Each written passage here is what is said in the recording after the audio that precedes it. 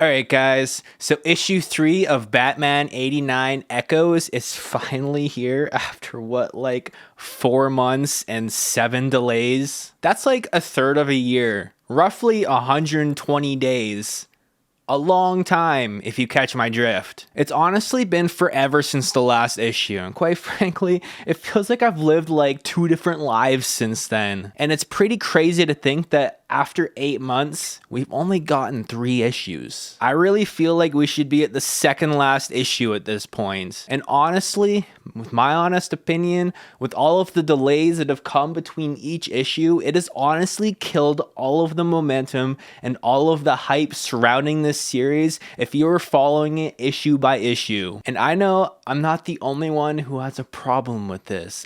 I just want consistency. In terms of creating content when it comes to these videos, I don't mind the extra time that comes between these issues. And dude, at this point, I don't even remember what happened last issue. So with that, let's recap. So last issue, we caught up with Alfred and Drake as we got informed a little bit on what the fuck is going on, since issue 1 left us with that cliffhanger. As we very vaguely get some answers, Alfred is being followed. After that, we catch up with Crane as he pumps Bruce, who is disguised as Firefly, with some fear tests.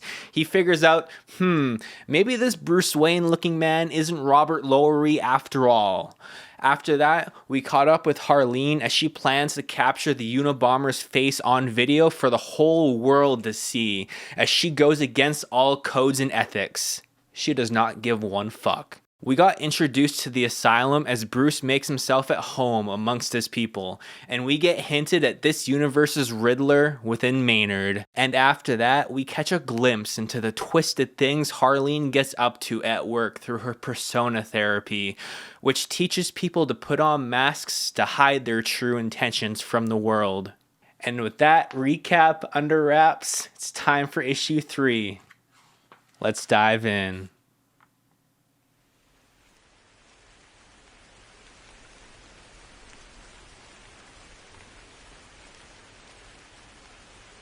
We open up issue 3 to what appears to be Maynard being an absolute war hero in some old photos, most likely entirely within his element, being a psychotic serial killer and all. He's got the ripped up shirt covered in blood with a blood splattered machete in one hand, assault rifle in the other, standing on top of a pile of bodies, living his absolute best life. It appears he is talking to someone. He says, "I don't remember it, but I've seen the photos. Charged right into a nest of hostiles, so they tell me, and cut 'em up like butter with my trusty M249.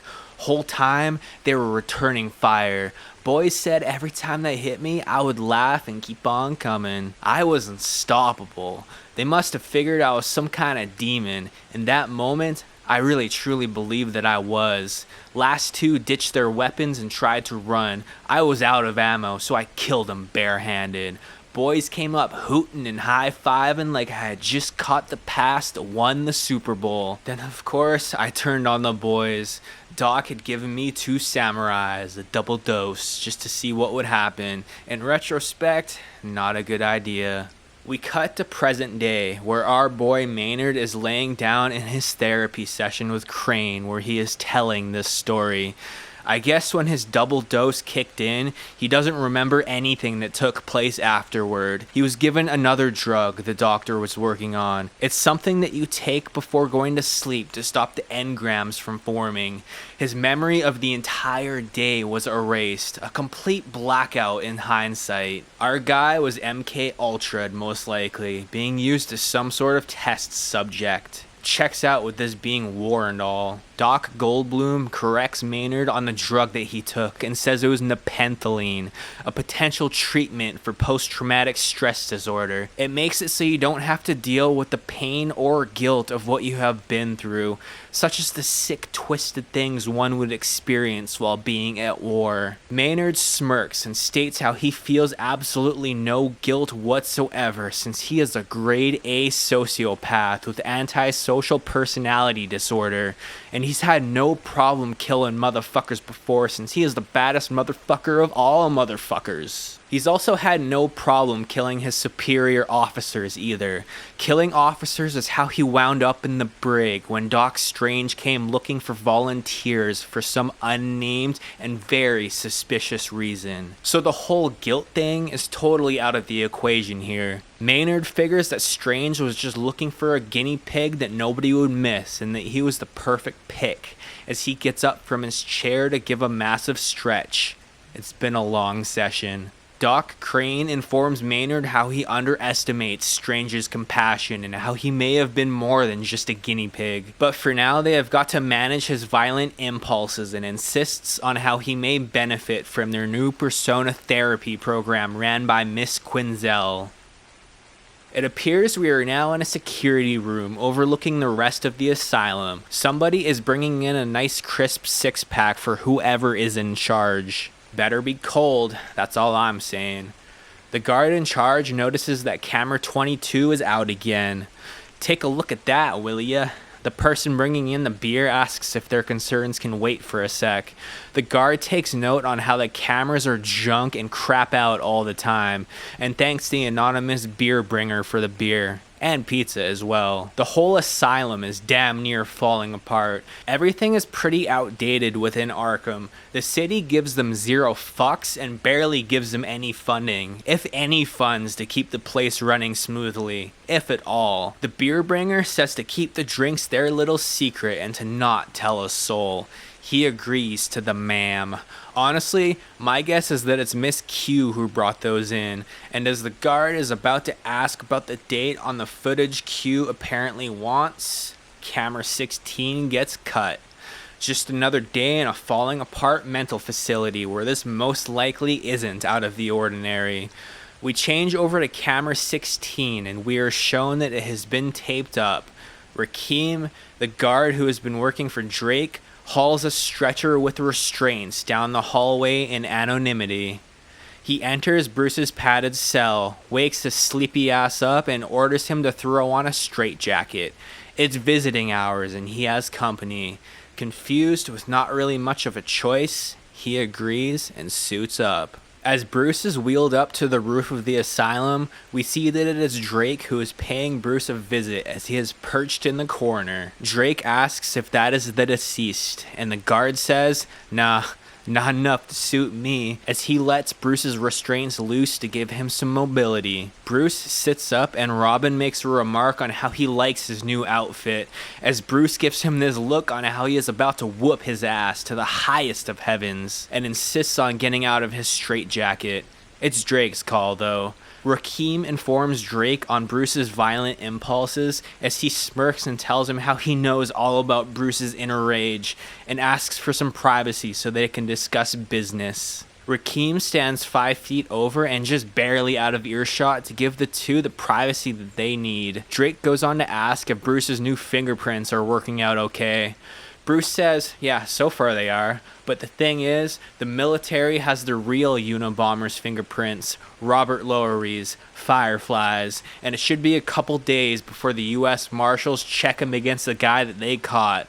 That being Bruce, by the way. And when they do, it's exit, stage left, showtime. They discuss on top of the clock tower how Drake planted a charge based on the floor plan that Bruce gave him. It's on the 3rd floor, East Corridor. There should be a fire escape nearby, but before Drake goes on any further, he would like to know what he's an accessory to, since I guess Bruce didn't really inform Robin in on what the fuck he is up to. Good, because I want to know too, and I know we all want to know and need a reason for this all to be explained. Turns out our boy was just bored since he wasn't living the extravagant double life of Batman and Bruce Wayne anymore. Only the boring life of Bruce, and with that, he needed some excitement. Just like everybody else, he was following the Firefly story when the guy tried to blow up Central City. Bruce read the Unabomber's manifesto and started to pick up on oddly familiar references and catchphrases. As usual, he started to gather an unhealthy obsession about the case. Damn, B-dubs, sounds like you wanted to get out of the house. B-dub agrees, says how he started to dig into the case more and more, and soon enough, he just happened to be on his trail. Bruce soon realized that the Unabomber and himself had a brilliant and sick friend in common. That mutual that they shared was none other than Dr. Hugo Strange, who had only just recently died at the asylum due to some mysterious circumstances. B-Dubs tracked Gotham's own Ted Kaczynski to a cabin upstate and went to spy on him for an entire week. He never came out once and stayed hibernated within his cabin, and while Bruce stayed steady creeping from afar, he nearly froze to death. The only thing that Firefly did while in his cabin was to clean his weapons, listen to Suicide Boys, and work on the next section of his manifesto. That was his entire life. I'm watching Recession. My bitch want a fiction, but I'm busy cleaning weapons. It was peaceful, it was simple, and it was fulfilling. He was happy. Cleaning weapons and spitting bars into a manifesto sounds like such a mood. I'm all for it. And to ruin the peaceful and pimp mood of the Unabomber, Bruce decided to move in on his target to see how it was going. He was getting real sick and tired of creeping from a couple 100 feet out. Drake makes a crazy guess and asks if this part involved a mask and a cape. Maybe he won't freeze to death with some added layers on, just a hunch.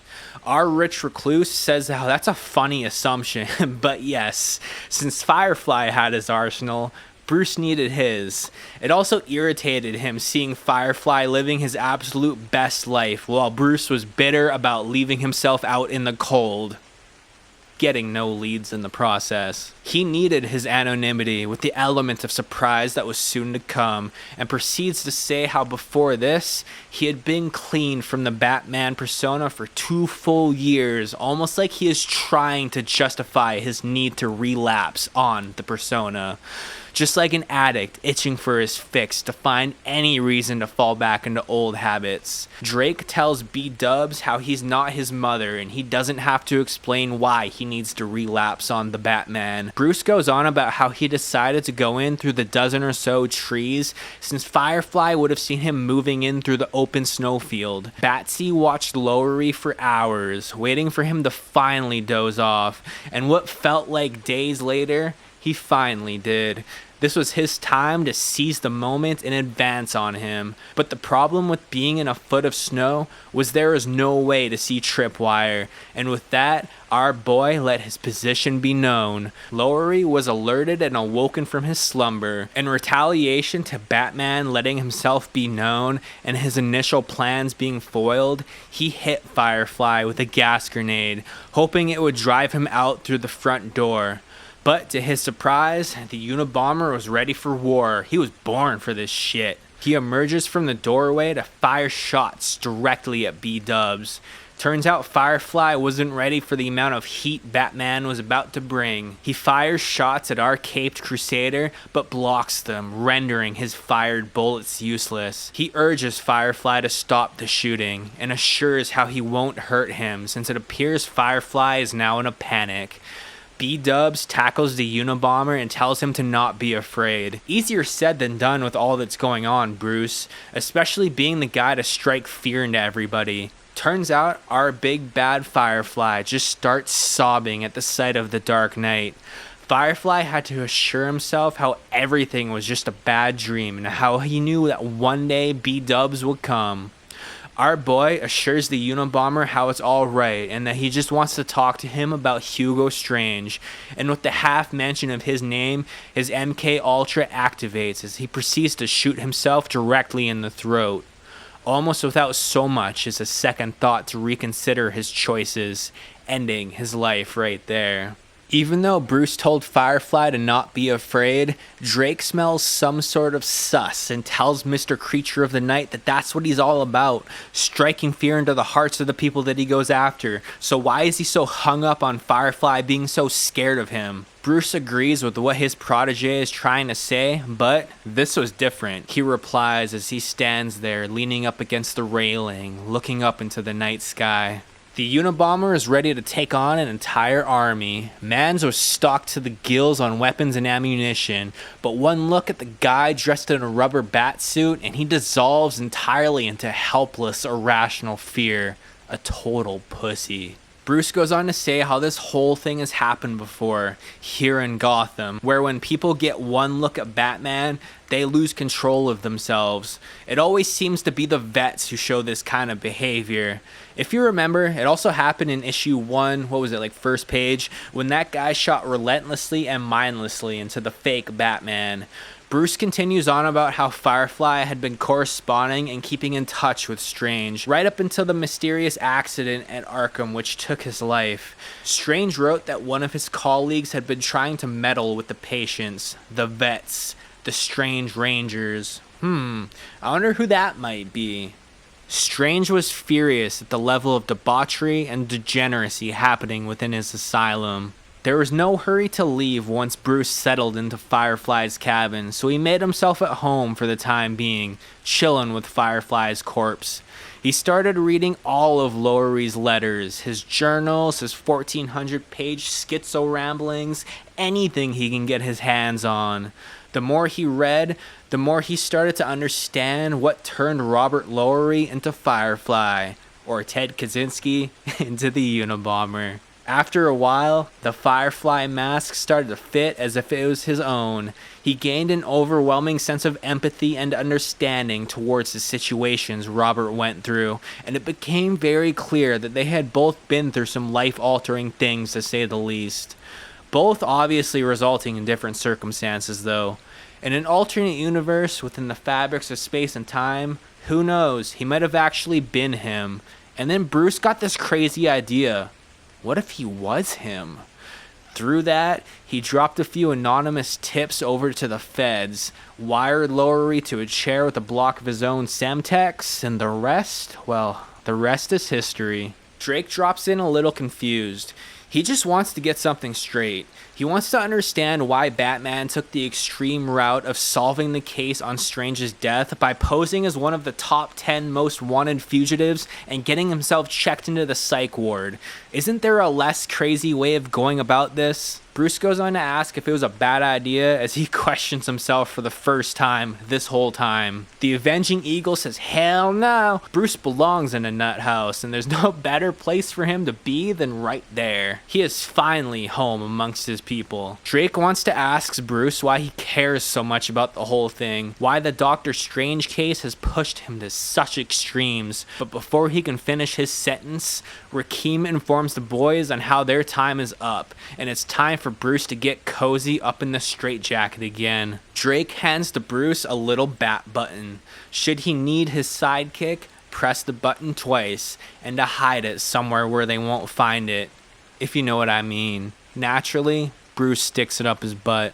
Back in the security lounge, 1 box of pizza and a 6-pack later, camera 16 is back up running. Harleen is startled at what she sees on the footage and demands to freeze the frame. The orderly in the video has someone pinned to the floor with a clean look to his face and asks for a second copy of the footage so she can carry out her plan on getting a clean picture of Firefly's face for the whole world to see. If you remember from last issue, they only have dated photos of the Unabomber. Yes, ma'am, the guard replies as he gulps down the last piece of pizza, cracking open his 6th beer of the shift. A lot of hard work has been done that night.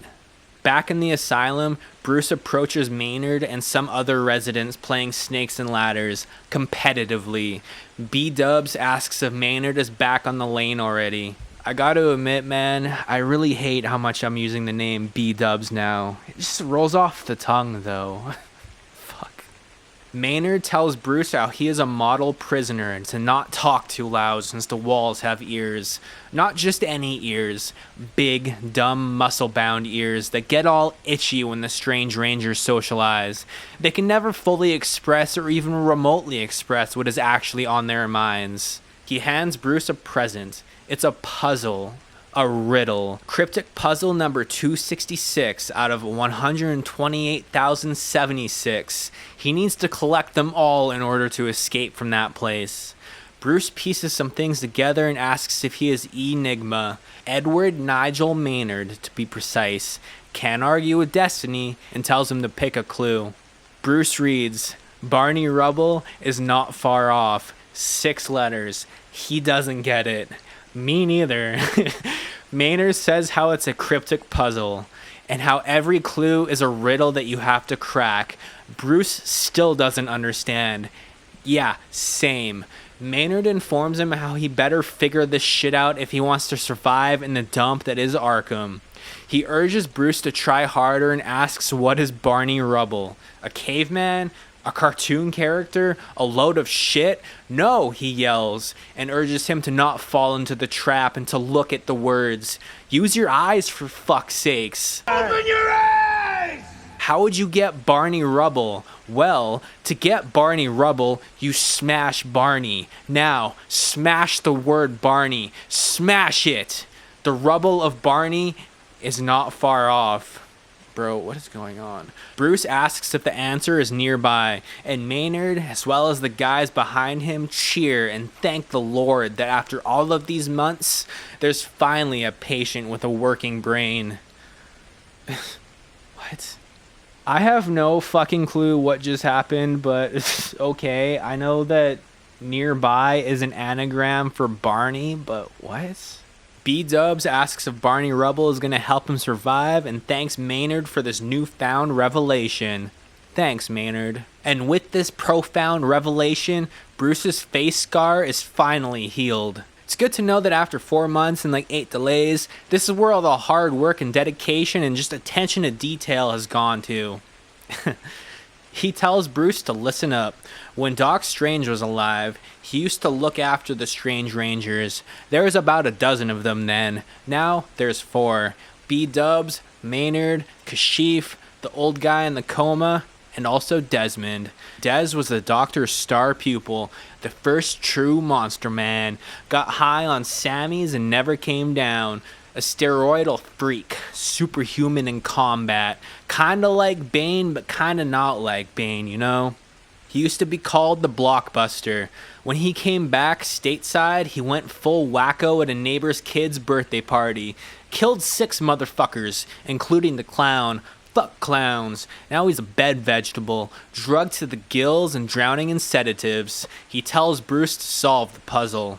Bro, what? And from there, we change over to what's going to be my favorite part of the issue, since I am a huge Barbs fan. Woo. Bear with me while I gather my excitement. Woo. Fuck Barbs. Barbs be strutting her shit through the office like the strong, independent woman she is in a male-dominated field. She is top G, or in this case, top B. Top bitch. Her colleagues are conversing about how they cracked the latest case they have been working on until top bitch catches their eye. She gets called over to the laughing officers to see what all the commotion is about. She asks Bullock what they're laughing at and goes on to state how it upsets her to see him happy. And just any of them happy. Better knock it down a few notches there. Shop protocol states that all the officers are to be as miserable as one can be, since, you know, patrolling the streets of Gotham is excellent for one's mental health. Apparently, the news has received a shot of Firefly, and every 30 seconds they have to keep re-airing it, because in an age of constant instant gratification and overstimulation, even if this did take place in the 90s, everybody's brain is absolutely fucking fried. They need the constant reminder in case they forgot 10 seconds ago, because most likely they did. Fuck, even I did. But in the case of this steampunk world, everybody's cause of overstimulation comes from the overabundance and excess of eccentric superheroes and supervillains that emerge from the gutters every other day. Before anyone can get used to the crazy new face in town, another one pops up. More flashy and more eccentric as the last, which in turn is frying the dopamine receptors of the good people of Gotham City, a literal city of goldfish. It pans up to the television as we catch a glimpse of the Unabomber, or so we think is the Unabomber. The officers all seem to question what they are seeing because they ask the question if Robert Lowry just happens to be the twin brother of Bruce Wayne, because they do be looking kind of similar though. Alright, before I go on any further, because I have to fucking nitpick this every time it comes up, one shot of a disgruntled Bruce on the TV, and Everyone in the room seems to notice that something is off, drawing Bruce into this entire thing. But when Bruce proceeds to go through the entire court system, getting admitted into Arkham, nobody has any clue that the most famous man is now in their vicinity, cosplaying as a guy that he doesn't even look like. Riddle me this. People are dumb. As the officers say that this is in fact Bruce Wayne that they are seeing, or his twin brother, his doppelganger, Barbs tries to cool down their suspicions by saying it looked more like Elvis to her. What the fuck are you guys talking about? Y'all are stupid. Do y'all know what Bruce Wayne looks like? Oh, he doesn't look like this guy. And with that, the cops are like, Elvis! Even better. Catch you boys later. I'm calling the news about Mr. Presley's return. Wait, who are you talking about? That guy that was just on the TV? Which guy on TV? I didn't even know that we had a TV. Fuck. Barbs makes a call to our good man Alfred to alert him that she'll be there in 20 minutes and that they're officially done. Whatever they had is now finished. Alfred, on the other line, keeps his cool composure as always and accepts. But on the inside, we all know that he is deeply annoyed that she is calling him while he was making dinner, watching Wheel of Fortune, and patiently awaiting Bruce's return. He is deeply lonely without his master, but relieved at the same time since he doesn't have to deal with Barbs' shit anymore after their upcoming meeting. On her way out, she is called over by Lieutenant Amber Mosby from Internal Affairs. The lady has some questions from the two tough and shady-looking gentlemen leaning up against her car. They are from FBI, and they mean business. They mean to harm. There seems to be some abnormal activity within her bank account, and that is what brought them there. But that just can't be possible because she balanced her checkbook the night prior. Barbs only has $217.55 to last until the end of the month. Not that account, ma'am. The other account. Before Barbs goes to state that she doesn't have another account, she is urged to go with the two shady-looking gentlemen. Basically, at this point, she is being arrested. We catch up with Chuck for the first time this issue. He's on the phone with Sweet Pea Harleen. Chuck is trying to get her show on air and assures her how he's trying, but is also trying to cover her ass at the same time. He can't let anybody know that she is the source for the leaked photo of Bruce disguised as Firefly, since that's kind of a big violation, but she doesn't care. Q needs the deal closed as soon as possible to get her show aired. The hospital is crawling with marshals trying to get the leaker of the photo, and in time, the security guy will rat her out. Unless they give him some serious motivation. Probably another 6-pack and another large pepperoni pizza will shut him up for the time being. Chuck asks how much the guy wants, and he gets told a whopping $50,000, and asks how much she has given him so far to keep his mouth shut. Chuck gets told about the pizza and beer, and is a little taken back about how easy he was to keep quiet, and tells Madogma that he has to call her back. There is someone there to see him. It appears to be all of his work colleagues to congratulate him on his big scoop.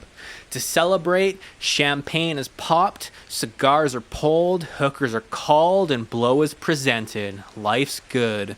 Zach from the Riddler Year 1 walks in and congratulates Chuck on being such a piece of shit. The two catch up from the last time that they spoke and speak nothing but degeneracy. After Zach leaves, after the two good friends catch up, sniff some blow off some hookers' assholes, and talk shit, Chuck gets questioned on how he pulled the footage of supposed Firefly from the violent ward at Arkham. Chuck lets him know that like everything else in this business, it's all about who you know. The crowd goes wild. We catch back up with our boy B-Dubs and Rakeem? Yeah, Rakeem, as our boy is being escorted to what I presume to be Crane's office. The two shady-looking dudes who hauled Barbs off are ending a meeting with our crooked psychiatrist. Wonder what they're talking about. Bruce waltzes in to say, hey, I know those guys. Those are the marshals that brought my Unabombing ass in here. Crane informs him how there's been a leak and that Bruce's Bat Keaton face is being plastered all over the news. Bruce is stunned. Crane has suspicions on how this leak happened, which he has passed along. He demands the perpetrator to be sent directly into the gene splicing program immediately for testing and analysis, all the way up on floor 33 in secret room 6. Nobody knows about it.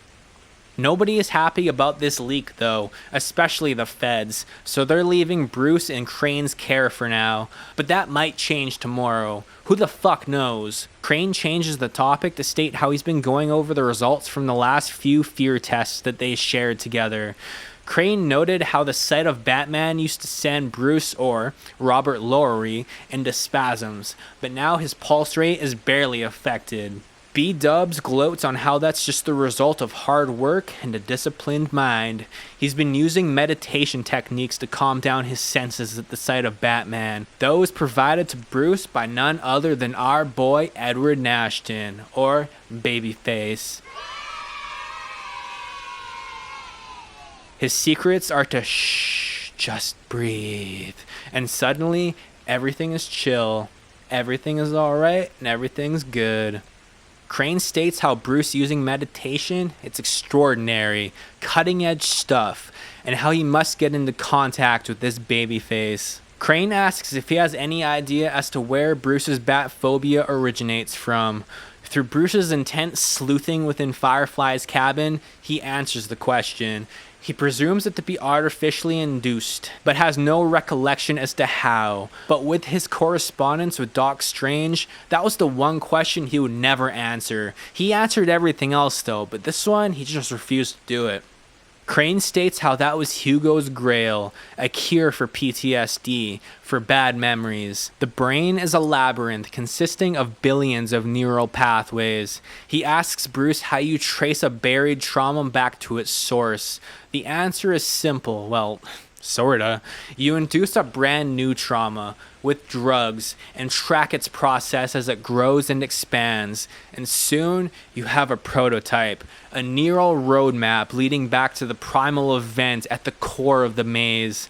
Bruce goes on to add that it's like Ariadne's thread, so you go in and kind of just slay the Minotaur, or in this case, the memory. Taken aback, Crane is surprised at how well read Bruce is. B-Dubs goes on to say how there's nothing else to do in a cabin deep within the woods other than clean weapons, read, and schizopost into the abyss of his manifesto. The drug being tested was untested prior to the testing, so there were dosage issues that took place. Motherfuckers got motherfucked, to say the least. 80% of the test subjects suffered psychotic breaks in the process. They ended up repressing all memories receiving the drug. Only the fear remained.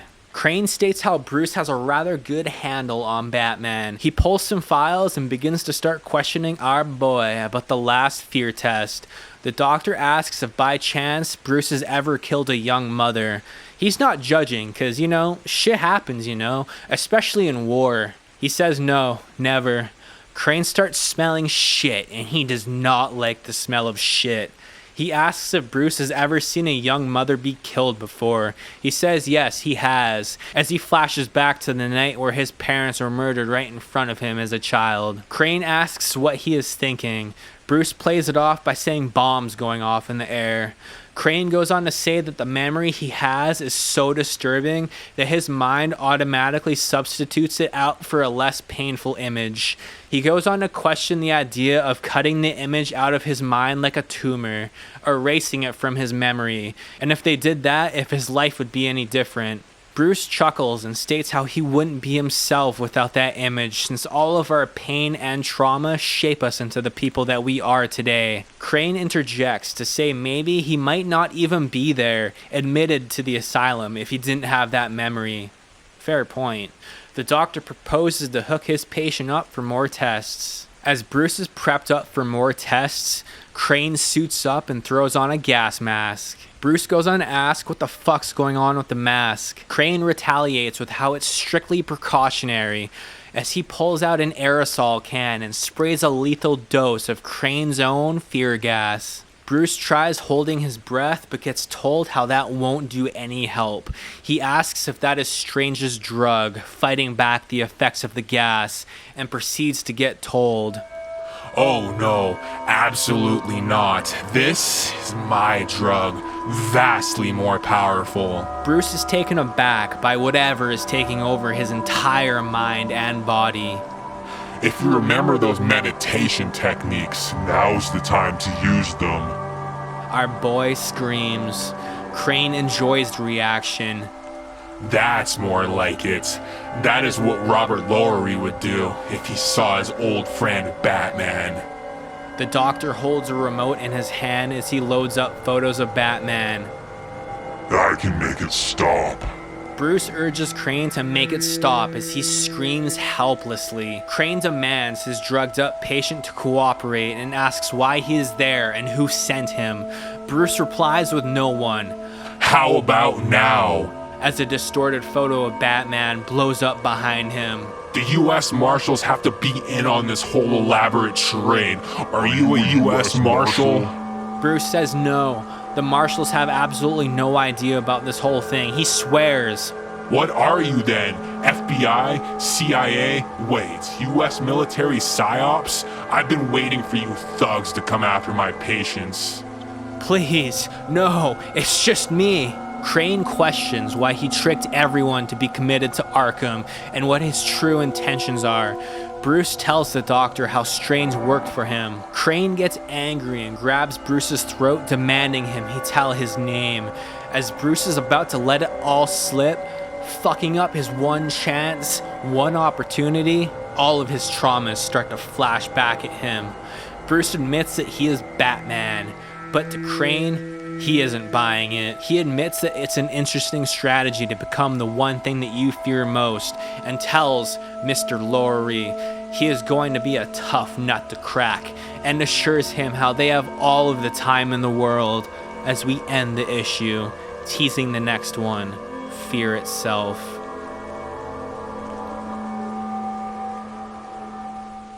You know, if Crane ever finds out that it is indeed Bruce Wayne that's in his clutches, he is gonna feel quite dumb, in all honesty, but it doesn't really seem like Crane's the smartest guy. We got a literal leak of Bruce's disguised face on the news, and all of the cops in the shop instantly recognized who it was, even though they thought it was like Bruce's twin or a doppelganger. Same thing happened with Barb's, but she knew who it was. But it seems like they're the only people in the city who knows what Bruce Wayne looks like and are the only ones to put the pieces together. Crane's even like, oh, you have a pretty strong grasp on Batman. You really would think that the only guy to not freak out at the sight of Batman would actually be telling the truth when he says that he is Batman.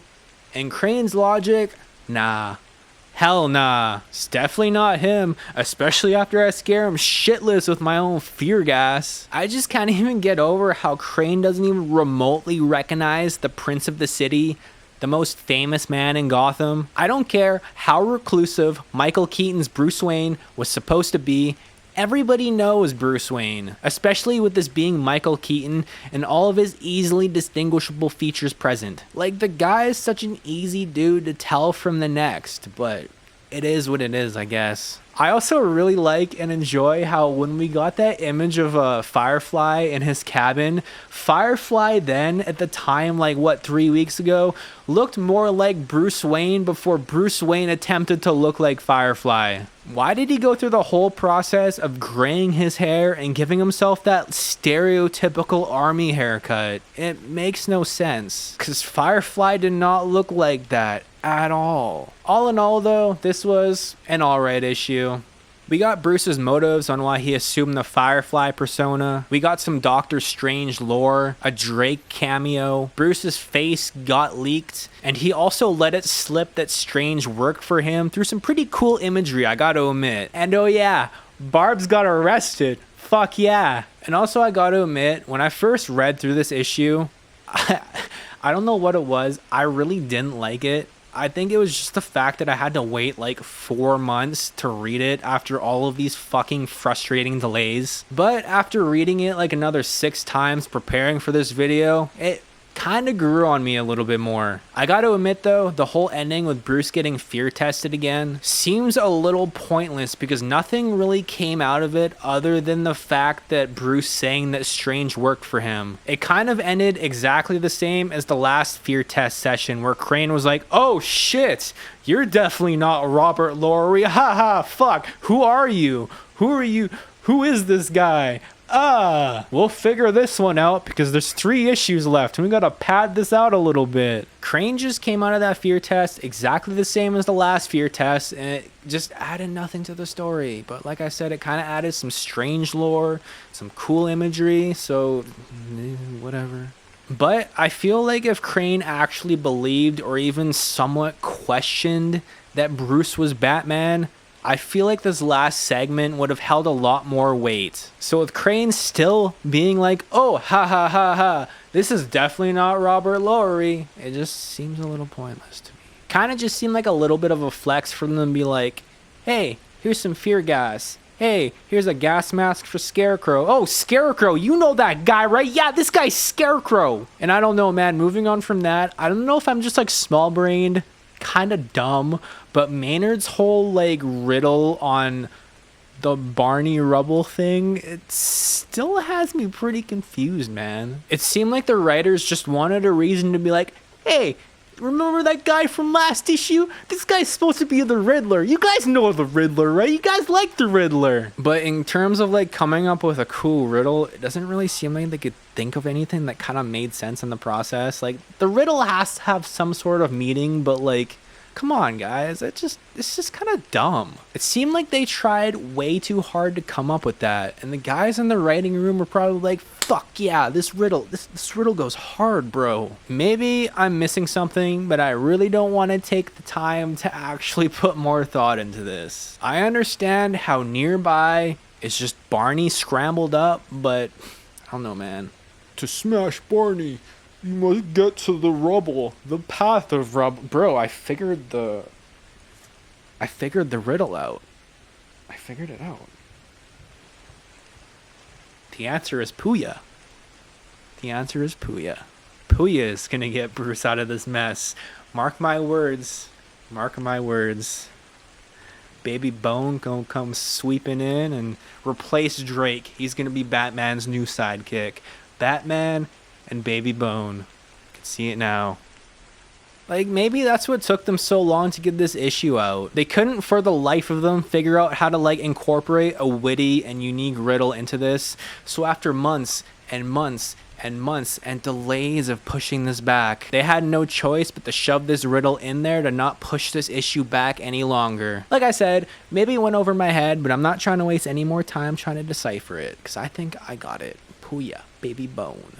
I think this issue was my least favorite of the 3 so far. The first one was pretty good as we're getting like refamiliarized with the world as things are getting set up for what's to come, establishing some new characters and shit. As the second one took everything from the first issue and kind of just further explored everything. And then this one was alright. Like I said, it was good, but it wasn't my favorite. I gotta give credit where credit is due though. The whole psychological aspects that they're bringing to this, it's good, dude. It's good. I fuck with it. So next issue, issue number 4, is said to be out end of August. So I'll probably see you guys like mid-November, end November, probably like sometime December when this issue actually comes out. Hopefully they can actually stick to proper release dates when it comes to each issue from here on out, because I really want to keep the momentum that I gained back from this issue going, but I'm not holding my breath on that. So with that, I'm going to wrap up this video.